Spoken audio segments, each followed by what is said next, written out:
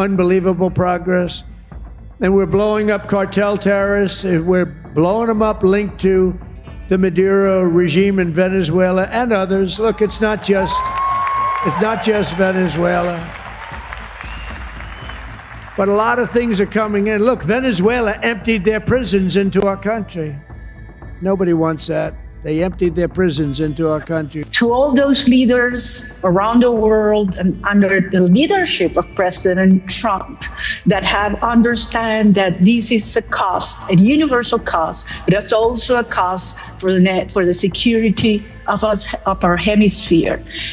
Regarding the strategy of President Trump towards this criminal narco-terrorist structure is absolutely correct.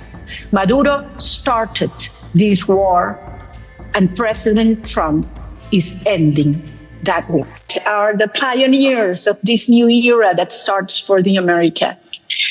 I will tell you that this prize, the Nobel Peace Prize, it's not only a profound honor for all Venezuelans, it is a recognition to courage, to the will of our people, a nation that came together fighting the worst criminal regime and around values, dignity, family, hard work, justice, freedom, and one need, the need to bring our children back home and have our families together. But this is also a prize of you, of all of you, for all of you, those that have trusted Venezuela, that have accompanied our cause, for every single citizen around the world, freedom-loving, that have supported us. And I have to say at these critical moments, to all those leaders around the world and under the leadership of President Trump that have understand that this is a cost, a universal cost, but it's also a cost for the security of our hemisphere. So this is a unique moment that has brought our country together and that has boosted our final steps toward freedom. That will be the freedom of Cuba and Nicaragua as well. Yeah.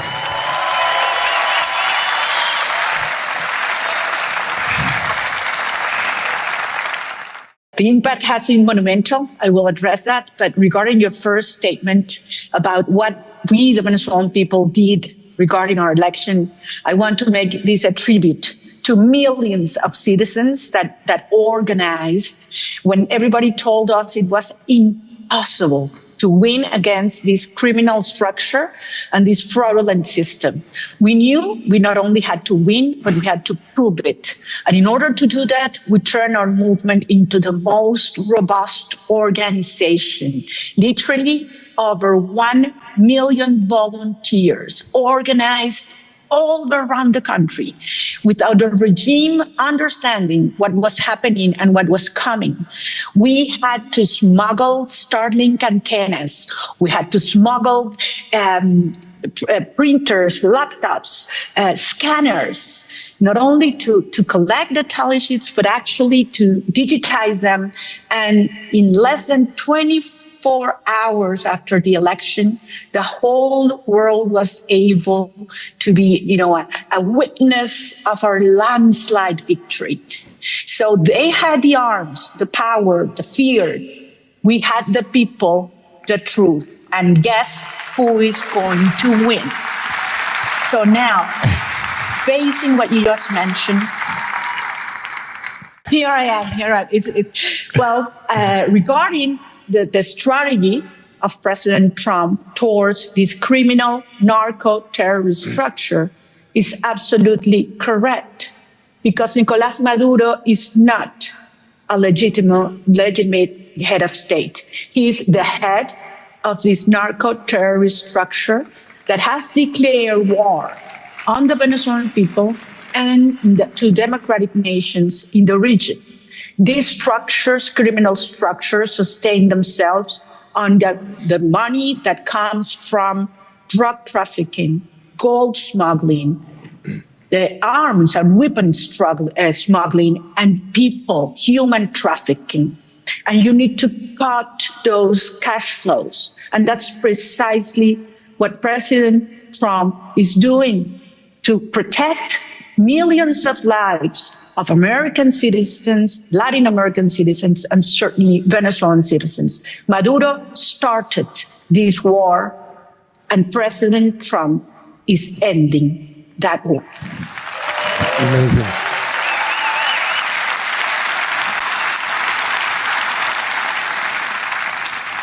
This is a critical issue that all Americans, all people in the Americas have to understand.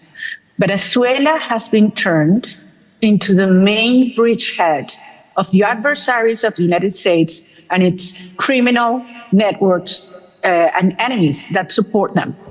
So now Venezuela has turned, our territory, our resources, our institutions have been taken by, they're being captured by these actors, these criminal actors.